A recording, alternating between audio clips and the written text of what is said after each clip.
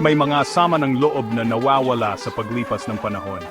Pero ito, naghintay ng mahigit kalahating siglo at nagtapos sa isang katok sa pintuan. Noong Enero 2012, nayanig ang tahimik na bayan ng Madison nang pumunta si Carl V. Erickson, isang 73-year-old na retiradong insurance salesman sa bahay ng dati niyang kaklase sa high school, si Norman Johnson. Nang buksan ni Johnson ang pinto, kinumpirma ni Erickson ang kanyang pagkatao at binaril siya ng 2 beses.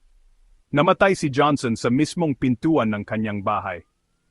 Sa simula, hindi maintindihan ang krimen. Kilala si Johnson sa lugar bilang matagal ng track coach at teacher, iginagalang ng mga estudyante at kasamahan at walang kamakailang kaaway o away.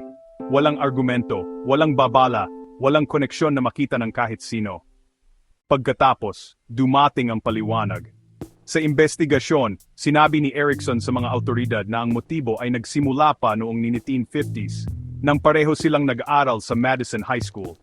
Inilarawan niya ang isang locker room prank kung saan si Johnson, na sikat na atleta noon, ay pinahiya siya sa harap ng iba. Sabi ng mga piskal, naniniwala si Erickson na ang sandaling iyon ay nanatili sa kanya sa loob ng mga dekada at lumalim pa dahil sa inggit sa tagumpay at posisyon ni Johnson sa komunidad. Noong Hunyo 2012, umamin si Erickson na guilty pero mentally ill sa second-degree murder at sinentensyahan ng habambuhay na pagkakakulong ng walang parol. Sa paghatol, nag-alok siya ng maikling paumanhin sa biyuda ni Johnson, sinabing sana ay maibabalik niya ang oras. Ang nakakagulo sa kasong ito ay hindi lang ang karahasan, kundi, alam mo na, ang tagal ng panahon.